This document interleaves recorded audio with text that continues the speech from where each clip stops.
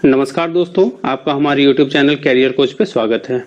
आज हम लोग 11वीं जेपीएससी और जीएसएससी सीजीएल के लिए दूसरा टेस्ट सीरीज हल करेंगे। यदि आपने पहला टेस्ट सीरीज हल नहीं किया है तो कृपया उसे कर लें, क्योंकि इसमें जो भी सवाल पूछे गए हैं वह 11वीं जेपीएससी के पैटर्न पे सेट किए गए हैं। तो इन सवालों का अगले 11वीं जेपीएससी में आने की संभावनाएं अत्यधिक हैं दोस्तों। तो चलिए हम लोग शुरू करते हैं। पहला सवाल है, मुंडाओं द्वारा निर्मित खेत को क्या कहा जाता है? तो मुंडाओं के द्वारा जंगली भूमि को साफ करके जो खेत बनाया गया था उसे खूटकटी भूमि कहते हैं। और मुंडा शासन व्यवस्था में डाली कटारी भूमि जो है वह पाहन को दिया जाता है, जिसका प्रयोग पाहन जो है वह पूजा पाठ या बलि चढ़ाने के लिए करते हैं। तो ये तो पहले पाहन को दिया जाता है और इसका प्रयोग पूजा पाठ के लिए होता है। और दोस्तों यह जो होता है वो लगान मुक्त होता है। क्या होता है ये? तो ये लगान मुक्त होता है, इसमें किसी भी प्रकार का लगान नहीं लिया जाता है। अगला सवाल है, पढ़ा पंचायत शासन व्यवस्था में महतो के सहयोगी को क्या कहते हैं? तो पढ़ा पंचायत शासन व्यवस्था सबसे पहले किस जनजाति का शासन व्यवस्था दोस्तों? तो पढ़ा पंचायत शासन व्यवस्था जो है वह उरांव जनजाति का। चूंकि जेपीएससी में शासन व्यवस्था से 5 सवाल हैं, इसलिए हर एक शासन व्यवस्था को आपको डिटेल में पढ़ना होगा और उनसे जो भी महत्वपूर्ण सवाल पूछे जा सकते हैं उसे भी आपको देखना होगा। तो पढ़ा पंचायत शासन व्यवस्था किस जनजाति का है? तो यह है उरांव जनजाति का। और इसमें जो ग्राम का मुखिया होते हैं उसे क्या कहा जाता है? तो महतो कहा जाता है। और महतो के जो सहयोगी होते हैं उनको क्या कहा जाता है? तो उनको कहा जाता है मांझी। यानी इस सवाल का जो आंसर हो गया मांझी। मांझी का कार्य क्या होता है? तो महतो के द्वारा जो आदेश दिए जाते हैं उसे गांव के लोगों तक पहुंचाना होता है, और जो निर्णय होता है उसे भी गांव के लोगों तक पहुंचाने का काम होता है मांझी का। पढ़ा और परहा क्या होता है दोस्तों? तो इसमें 7 ग्राम या 11 या 12 या 21 या 22 गांव को मिलाकर एक अंतर ग्रामीण पंचायत बनाया जाता है, जिसे पढ़ा या परहा कहा जाता है। बैगा क्या होता है दोस्तों? तो इसमें बैगा जो होता है वो होता है पाहन का सहयोगी होता है, और इसका जो कार्य होता है वह होता है आपका ग्राम के देवता की पूजा करना और उन्हें शांत करना होता है।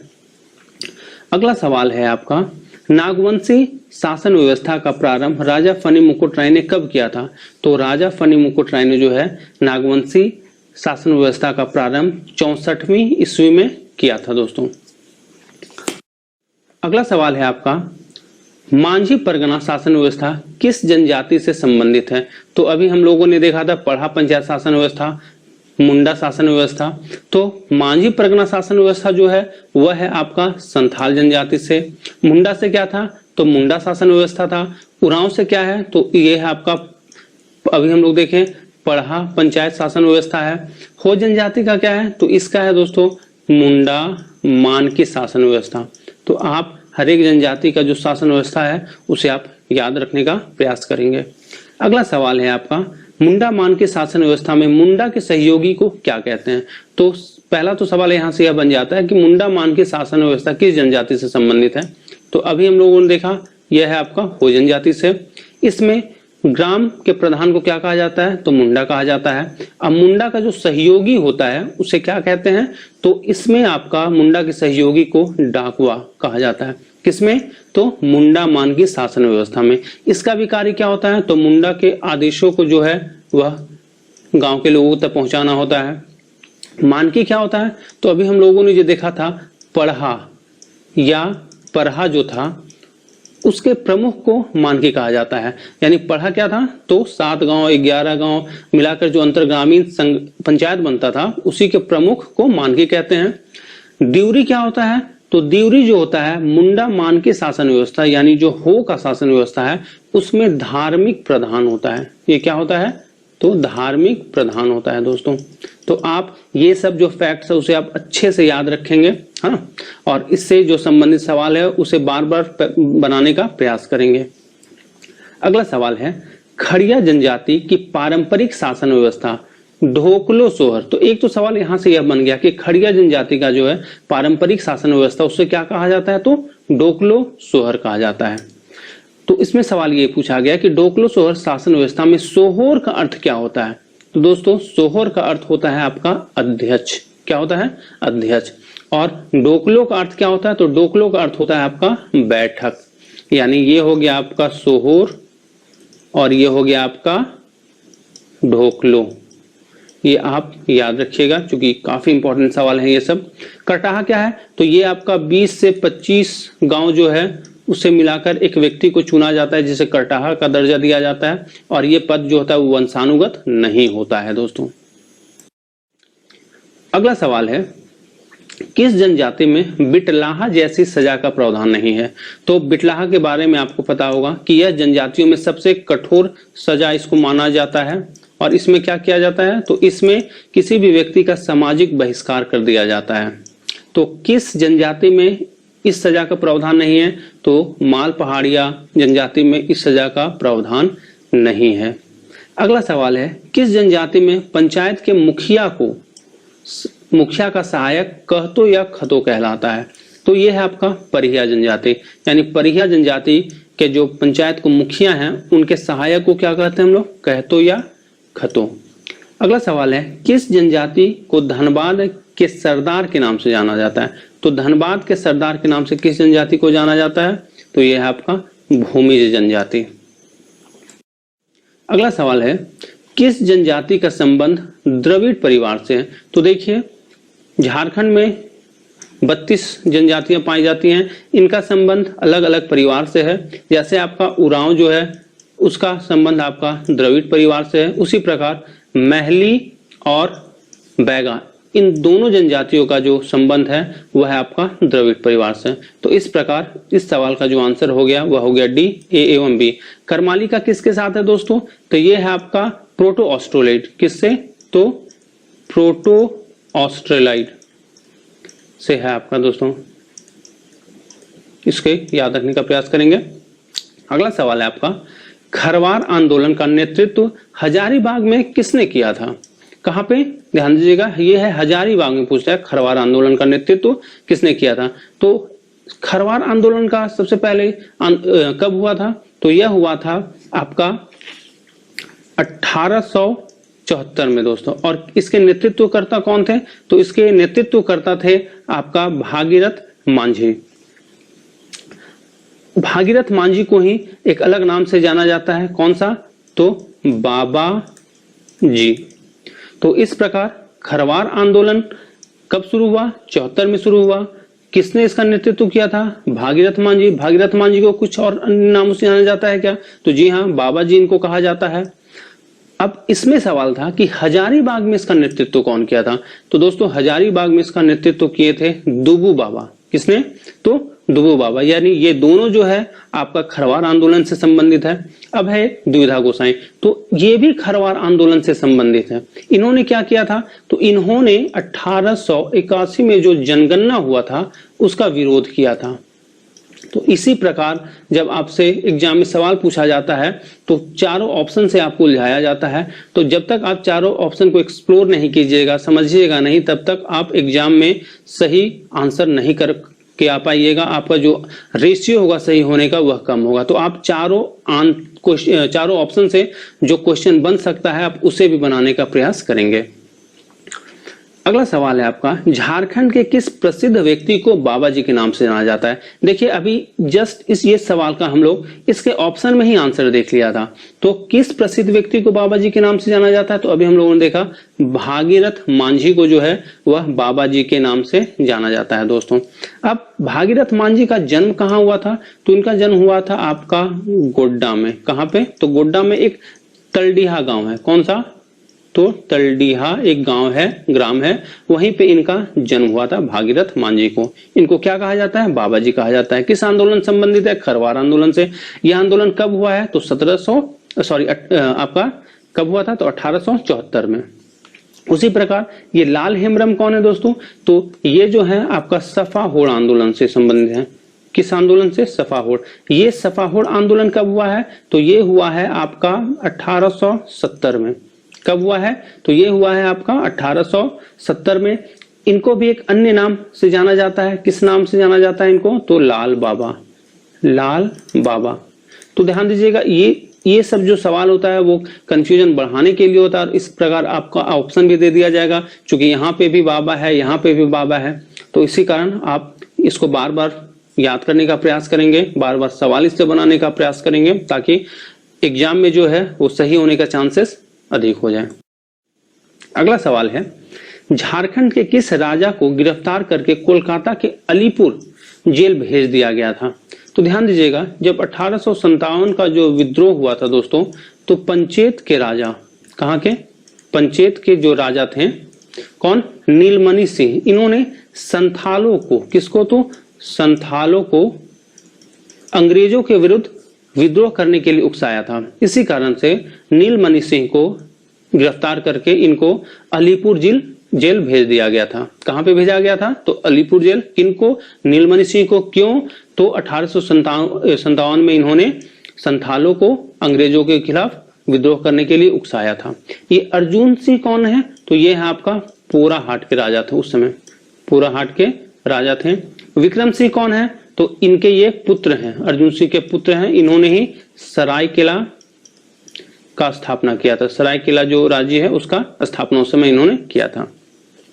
अगला सवाल है आपका कि आदिवासी महासभा के प्रमुख नेता के आग्रह पर जयपाल सिंह मुंडा, किनको? तो जयपाल सिंह मुंडा को कब आदिवासी महासभा के अध्यक्ष पद पर आसीन किया गया था?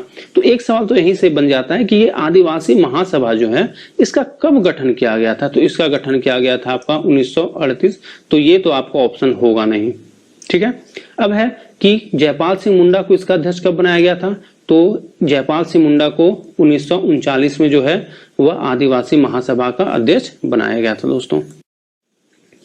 अगला सवाल है आपका कि छोटा नागपुर कैथोलिक सभा के प्रथम अध्यक्ष किसे नियुक्त किया गया था? तो सबसे पहला सवाल यह बनता है कि छोटा नागपुर कैथोलिक सभा जो है इसका गठन कब किया गया था? तो इसका जो गठन है दोस्तों वह किया गया था आपका 1933 को, और इसका जो प्रथम अध्यक्ष बनाया गया था वह बनाया गया था आपका बोनीफेस लकड़ा, यानी ये आपका अध्यक्ष थे। और इग्निस बेक जो है इन्हें बनाया गया था महासचिव। तो इस प्रकार से आपको ऑप्शन फंसाएगा एग्जाम में, और आप जो है कोशिश कीजिएगा कि चारों ऑप्शन को सही से पढ़ने का, है ना। ठेबले उरांव जो है दोस्तों इन्होंने किसान सभा का गठन किया था। किसका? तो किसान सभा का। कब किया था? तो ये किया था आपको 1930 में। और पॉल दयाल जो है वह भी किसान सभा से संबंधित थे। अगला सवाल है आपका, कौन सा समाज पूर्व में मातृ सत्तात्मक था? क्या था पहले? तो ये मातृ सत्तात्मक था, जो अब पितृ सत्तात्मक हो गया है। तो ये कौन सा समाज था? तो ये था आपका हो समाज। चूंकि जो झारखंड के सामाजिक व्यवस्था से भी आपका एक प्रश्न है जेपीएससी में, तो इस प्रकार के आपसे सवाल पूछा जा सकता है। अगला सवाल है, कौन सी जनजाति एक बहादुर लड़ाकू जनजाति है? यानी ये जनजाति जो है वह लड़ने में काफी माहिर है, इन्हें लड़ाकू जनजाति कहा जाता है या मार्शल जनजाति भी इन्हें कहा जाता है। तो ये कौन सा जनजाति है? तो ये है आपका खरवार, या इन्हीं को खेरवार भी कहा जाता है। संथाल ये मुख्यतः क्या करते हैं दोस्तों? तो ये मुख्यतः जो है वो कृषक हैं। लोहार क्या है दोस्तों? तो ये असुर, इनका वंशज जो है वो असुर लोग थे, और इनका जो मुख्य पेशा है वो है लौह उपकरण बनाना। खड़िया नाम क्यों पड़ा? क्योंकि ये पालकी ढोने का काम करते थे, पालकी ढोने का। तो इस प्रकार से आप ये चारों ऑप्शन समझ लिए होंगे। यानी बहादुर किसको कहा जाता है? लड़ाकू जनजाति, तो यह आपका खरवार जनजाति। अगला सवाल है, झारखंड राज्य के गठन हेतु भारतीय संविधान के अनुच्छेद 3 के तहत लोकसभा में बिहार राज्य पुनर्गठन विधेयक कब पारित किया गया था? तो ध्यान दीजिएगा, ये जो बिहार राज्य पुनर्गठन विधेयक जो है वह लोकसभा में कब पारित किया गया था? तो यह पारित किया गया था आपका 2 अगस्त 2000 को। यह डेट आप याद रखेंगे, काफी इंपॉर्टेंट है। झारखंड में प्लास्टिक पार्क की स्थापना कहाँ प्रस्तावित है? तो झारखंड में जो प्लास्टिक पार्क है दोस्तों इसकी स्थापना हो रहा है देवघर में। कहाँ पे? तो देवघर में। अगला सवाल है, किस जनजाति में जादू टोना करने वाले व्यक्ति को माटी कहा जाता है? यानी माटी किसको कहा जाता है? तो जो जादू टोना करता है। और यह किस जनजाति में कहा जाता है? तो यह आपका कहा जाता है उरांव जनजाति में। अगला सवाल है आपका, हो जनजाति द्वारा अपनी भाषा हेतु बाराचीती का विकास किया गया है, इस लिपि के आविष्कारक कौन है? तो दोस्तों इस लिपि के जो आविष्कारक हैं वह है आपका लाको बोदरा। कौन है? तो लाको बोदरा है दोस्तों। रघुनाथ मुर्मू कौन थे? तो रघुनाथ मुर्मू जो है वह ओलचिकी लिपि के आविष्कार हैं। कौन सा? तो ओलचिकी लिपि के। और ये ओलचिकी लिपि किसके लिए है? तो ये है आपका संथाली भाषा के लिए दोस्तों। अगला सवाल है आपका कि किस नृत्य का दो प्रकार खेमटा और भिनसुरिया है? कौन कौन? तो खेमटा और भिनुसारी। ये जो आपका नृत्य का जो प्रकार है, दो प्रकार, ये है आपका कर्मा या लुहासा नृत्य का। कौन सा? तो कर्मा या लुहासा नृत्य। जदुर नृत्य को क्या कहा जाता है? तो इसे कहा जाता है आपका नीर सुसंको। क्या? तो नीर सुसंको। पाइका नृत्य जो है दोस्तों, इसमें जो नर्तक होते हैं वो सैनिक वेशभूषा धारण करते हैं। क्या? तो सैनिक वेशभूषा। जपी नृत्य क्या है दोस्तों? तो ये आपका शिकार में जब कोई विजय होकर आता है तब इसको किया जाता है। अगला सवाल है आपका कि कौन सा लोक गीत वर्षा ऋतु में देव स्थानों में गाया जाता है? ध्यान दीजिएगा, एक तो वर्षा ऋतु है और कहां पे? तो देव स्थानों में। तो ध्यान दीजिएगा, ये जो कजली है आपका, कजली, ये आपका वर्षा ऋतु में तो गाया जाता है लेकिन यह देव स्थानों में नहीं गाया जाता है। डाइड धरा जो है वह वर्षा ऋतु के समय देव स्थानों में गाया जाता है। झूमर जो है वह ये अलग अलग त्योहारों में गाया जाता है, विभिन्न विभिन्न पर्व त्योहारों में या विभिन्न अवसरों पे गाया जाता है। हैरो जो है वो कब गाया जाता है? तो ये आपका गाया जाता है धान बुआई के समय। जब धान बुआई होता है उस समय इसको गाया जाता है दोस्तों। अगला सवाल है आपका, किस मंदिर को हल्दी घाटी मंदिर भी कहा जाता है? तो देखिए, वासुदेव राय मंदिर जो है, जो कि कहाँ है?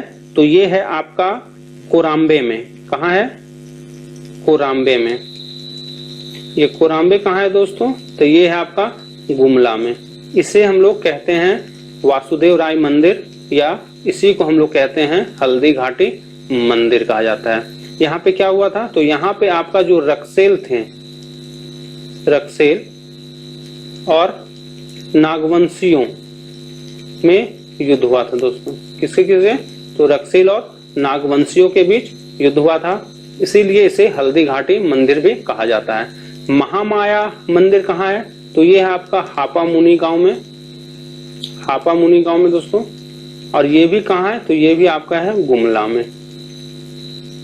टांगीनाथ धाम मंदिर कहाँ है? तो ये भी जो आपका है ये भी आपका गुमला में है। अंजना धाम मंदिर कहाँ है? तो ये आपका अंजना ग्राम में। ये भी कहाँ है? तो ये भी आपका जो है वह है गुमला में। यहाँ माना जाता है कि यहाँ जो है वह हनुमान जी का जन्म यहीं पे हुआ है, इसी कारण से अंजना धाम मंदिर भी कहा जाता है। अगला सवाल है आपका, किस जनजाति में परिवार की गिनती कुराला, जिसे चूल्हे भी कहते हैं, से होती है? तो किस जनजाति में परिवार की गिनती कुराला या चूल्हे से होती है? तो यह है आपका परहिया जनजाति। कौन सा जनजाति? तो परहिया जनजाति। संथाल भाषा की प्रथम छोटी कहानी संग्रह कुकमू, यानी संथाल भाषा की जो पहली छोटी कहानी संग्रह है उसका नाम क्या है? तो कुकमू। यह किसने लिखा है? तो यह लिखा है आपका बाल किशोर साहू ने। किसने दोस्तों? तो बाल किशोर साहू। काफी इंपॉर्टेंट सवाल है, जेपीएससी में आपका साहित्य एवं साहित्यकार से जो है टोटल 5 सवाल पूछे जाएंगे, तो यह काफी इंपॉर्टेंट हो जाता है। अगला सवाल है आपका, मुंडारी लोक कथाएं नामक पुस्तक के लेखक कौन है? यानी ये जो लेखक हैं उन्होंने कौन सा पुस्तक लिखा है? तो मुंडारी लोक कथा है, इसके लेखक है आपका जगदीश त्रिगुणायत। कौन? तो जगदीश त्रिगुणायत। अगला सवाल है आपका कि ए नोटेट की पुस्तक ग्रामर ऑफ द कोल, यानी ये किसके लिए है दोस्तों? तो ये आपका होश से संबंधित है, यानी ग्रामर ऑफ द कोल का प्रकाशन कब किया गया था? तो एक सवाल तो यहां से बन जाता है कि ग्रामर ऑफ द कोल किसने लिखा है? तो ये लिखा है ए नोट्रेट ने। और इस कब प्रकाशित हुआ था? तो ये हुआ था आपका 1905 में। अगला सवाल है, झारखंड के किस जिले में चावल अनुसंधान संस्थान अवस्थित है? तो चावल अनुसंधान संस्थान कहाँ अवस्थित है? तो यह है आपका हजारीबाग में। कहाँ पे? तो हजारीबाग में। अगला सवाल है आपका कि झारखंड में हिंदी विद्यापीठ, ध्यान दीजिएगा ये आपका जेपीएससी में जो है 3 सवाल जो है वह आपका शैक्षणिक संस्थान से भी है। तो हिंदी विद्यापीठ का स्थापना किस जिले में और कब किया गया है? तो हिंदी विद्यापीठ का स्थापना देवघर में किया गया है। कब? तो 1929 में किया गया है।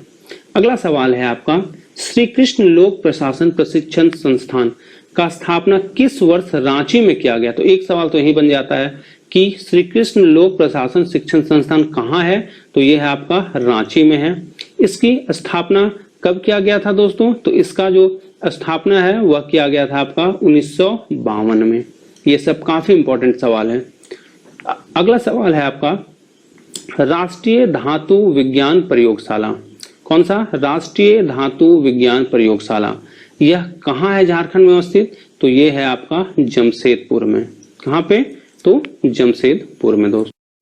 अगला सवाल है, मोहन आहूजा इंडोर स्टेडियम झारखंड में कहाँ है? क्योंकि 5 सवाल आपका जो है वह है झारखंड के खेल से भी जेपीएससी में, तो इस तरह से ये खेल वाला जो सेक्शन है वो भी काफी इंपॉर्टेंट है। तो दोस्तों कुमोहन आहूजा इंडोर स्टेडियम कहाँ है? तो ये है आपका जमशेदपुर में। ध्यान दीजिएगा, यहाँ बोकारो में है आपका मोहन कुमार मंगलम स्टेडियम। कौन? मोहन कुमार मंगलम स्टेडियम। तो यहाँ पे भी मोहन है और यहाँ पे भी मोहन है, तो आप एग्जाम में कंफ्यूज कर सकते हैं, इसे ध्यान दीजिएगा। इंडोर का बात करेगा तो ये जमशेदपुर हो जाएगा इसका आंसर। अगला सवाल है आपका, कोमोलिका बारी किस खेल से संबंधित है? तो दोस्तों कोमोलिका बारी जो है वह है आपका तीरंदाजी से संबंधित। किससे? तो तीरंदाजी से। अगला सवाल है आपका कि 34वां राष्ट्रीय खेल झारखंड में आयोजित हुआ था, उसमें झारखंड ने कितने स्वर्ण पदक जीते थे? तो उस समय जो है झारखंड ने कितने स्वर्ण पदक जीते थे? तो कुल 33 स्वर्ण पदक जो थे वो झारखंड ने जीते थे। और पहला पे कौन था दोस्तों? तो पहला नंबर पे आपका सर्विसेज था। अगला सवाल है आपका, छोटा नागपुर काश्तकारी अधिनियम 1908। अब ध्यान दीजिएगा, ये सीएनटी एक्ट है और सीएनटी एक्ट से भी जो है वो जेपीएससी में कुल 5 सवाल पूछे जाएंगे, तो काफी इंपॉर्टेंट सेक्शन हो जाता है ये। तो सवाल ये है कि छोटा नागपुर काश्तकारी अधिनियम 1908 के किस धारा के तहत उपायुक्त के आदेश से भूमि को कोड़कर भूमि में परिवर्तित किया जा सकता है? तो यह कौन सा धारा है दोस्तों? तो यह आपका धारा है 64। कौन सा धारा? तो धारा 64। इसमें क्या कहा गया है? तो इसमें कहा गया है कि रैयत के द्वारा प्रति भूमि या टाण को कोड़कर तैयार किया गया कोई भी, चाहे वो धान का खेत हो या कुछ भी हो, उसे हम लोग क्या कहेंगे? कोड़कर भूमि कहेंगे। क्या कहेंगे उसे हम लोग? तो कोड़कर भूमि कहेंगे। ठीक है, चाहे वो टाण हो या जो भी हो, अगर उसे हम लोग कोड़ के तैयार कर लेते हैं तो उसे क्या कहेंगे? कोड़कर भूमि। और इसका प्रावधान कहाँ है? तो धारा 64 के अंतर्गत। अगला सवाल है, छोटा नागपुर काश्तकारी अधिनियम 1908 के तहत लगान का भुगतान कितने किस्तों में किया जाएगा? तो ध्यान दीजिएगा, जो लगान का भुगतान होगा वह हर एक तिमाही में जो है किया जाएगा। यानी अगर तिमाही का बात करें तो टोटल कितने किस्त हो जाएंगे? तो 4 किस्त हो जाएंगे दोस्तों। अगला सवाल है आपका, छोटा नागपुर काश्तकारी अधिनियम कौन सा? तो छोटा नागपुर काश्तकारी अधिनियम 1908 के धारा के किस धारा के तहत रैयत की बेदखली का प्रावधान किया जाता है? तो चूंकि जेपीएससी में आपका सीएनटी एक्ट से कुल 5 प्रश्न है दोस्तों, तो यह चैप्टर काफी इंपॉर्टेंट हो जाता है। तो किस धारा के तहत आपका रैयत की बेदखली का प्रावधान किया गया है दोस्तों? तो ये जो धारा है वह धारा है आपका 22, यानी धारा 22 के तहत किसी भी रैयत की बेदखली का प्रावधान किया गया है।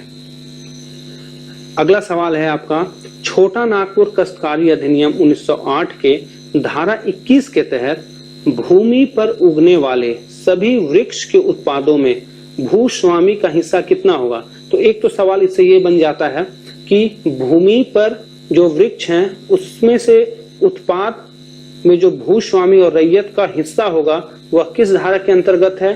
तो वह है 21 का के अंतर्गत। अब यहाँ जो सवाल है उसमें है कि उस उत्पादों में भूस्वामी का हिस्सा कितना होगा? तो दोस्तों भूस्वामी का जो हिस्सा होगा वह होगा आपका 9/20। और रैयत का हिस्सा कितना होगा? तो रैयत का होगा आपका 11/20। ये दोनों इंपॉर्टेंट है, तो यहाँ जो आंसर हो जाएगा वो हो जाएगा आपका 9/20। 20 ये हो जाएगा आपका भूस्वामी का। अगला सवाल है आपका, छोटा नागपुर काश्तकारी अधिनियम 1908 के तहत मुंडारी खूट कटीदारी का अर्थ किस धारा में बताया गया है? तो ध्यान दीजिएगा, ये जो आपका मुंडारी खूट कटीदारी है उसका अर्थ क्या हुआ? तो सबसे पहले है कि जो मुंडा लोग जो जंगली भूमि को काट कर उसे खेत बनाया, उसे जोतने योग्य बनाया, उस पे जो उनका अधिकार हुआ उसी को कहते हैं लोग मुंडारी खूट कटीदारी। तो इसका जो अर्थ बतलाया गया है वह छोटा नागपुर काश्तकारी अधिनियम 1908 के तहत किस धारा में बतलाया गया है? तो यह कौन सा धारा था दोस्तों? तो यह धारा था आपका धारा 8। कौन सा? तो धारा 8। अगला सवाल है कि संथाल परगना काश्तकारी अधिनियम 1949 यानी ये जो एसपीटी एक्ट है ये कब पारित हुआ है? तो आपका एसपीटी एक्ट हुआ है 1949 में और जेपीएससी में इससे भी 5 प्रश्न हैं दोस्तों। तो कह रहा है कि संथाल परगना काश्तकारी अधिनियम 1949 के तहत ग्राम प्रधान की नियुक्ति कैसे की जाती है, यानी किसी भी ग्राम के जो प्रधान की नियुक्ति होगी वह कैसे की जाएगी? तो पहला ऑप्शन है ग्राम के रैयत या जमींदार के आवेदन पत्र देने पर। तो जी हाँ, ग्राम प्रधान की नियुक्ति के लिए वहां के जो रैयत या जमींदार जो होंगे वह आवेदन पत्र देंगे, यानी पहला ऑप्शन सही है। दूसरा है कम से कम 2/3 रैयतों की सहमति से। बिल्कुल सही है यह भी, वहां जो रैयत होंगे उसका 2/3 का जो है सहमति होना जरूरी है। और ये जो अपना आवेदन देंगे दोस्तों, यह आवेदन किसको देंगे? तो उपायुक्त को देंगे और तब जाके उपायुक्त जो है ग्राम प्रधान की नियुक्ति करेगा। तो इस प्रकार यह तीनों ऑप्शन सही है, तो इसका जो आंसर हो गया वह हो गया डी। अगला सवाल है संथाल परगना काश्तकारी अधिनियम 1949 के तहत रैयत के अधिकार का हस्तांतरण किस धारा के तहत किया जाता है? यानी ये जो रैयत के अधिकार का जो हस्तांतरण है इसका जो प्रावधान किया गया है वह किस धारा के तहत किया गया है? तो इसका जो धारा है वह है आपका धारा 20, यानी धारा 20 के तहत रैयत के अधिकार का हस्तांतरण का प्रावधान किया गया है। अगला सवाल है संथाल परगना काश्तकारी अधिनियम 1949 में पुनराविलोकन का प्रावधान किस अध्याय में किया गया है? तो यह जो अध्याय है दोस्तों वह अध्याय है आपका 7 और इस अध्याय का नाम क्या है दोस्तों? तो इस अध्याय का जो नाम है वह है आपका न्यायिक प्रक्रिया। कौन सा? तो न्यायिक प्रक्रिया। इसके तहत बोला गया है कि जो आयुक्त होंगे वह किसी भी आदेश का जो है पुनराविलोकन कर सकते हैं। कौन? तो आयुक्त जो होंगे वह किसी भी आदेश का पुनराविलोकन कर सकते हैं। अगला सवाल है आपका संथाल परगना काश्तकारी अधिनियम 1949 में किस धारा के तहत रैयत के भवन निर्माण संबंधी अधिकार दिया गया है? यानी रैयत जो है अपना भवन बनाने का जो उसको अधिकार है वह किस धारा के तहत दिया गया है दोस्तों? तो यह धारा है आपका 18। काफी इंपॉर्टेंट सवाल है।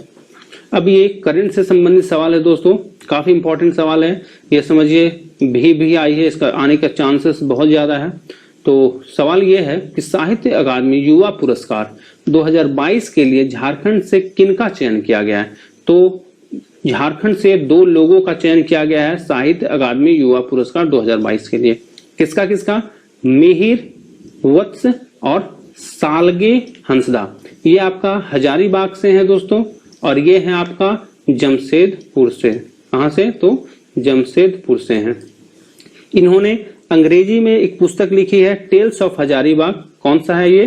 तो tales of Hazaribagh, tales of Hazaribagh an intimate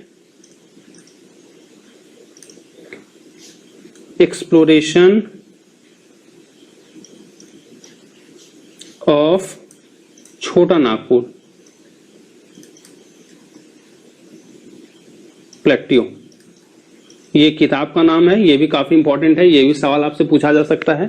और सालगो हंसदा ने जो जमशेदपुर के हैं इन्होंने एक संथाली उपन्यास लिखा है, संथाली उपन्यास है इनका। उस उपन्यास का नाम क्या है दोस्तों? तो उस उपन्यास का जो नाम है वह है जन्म दिसोम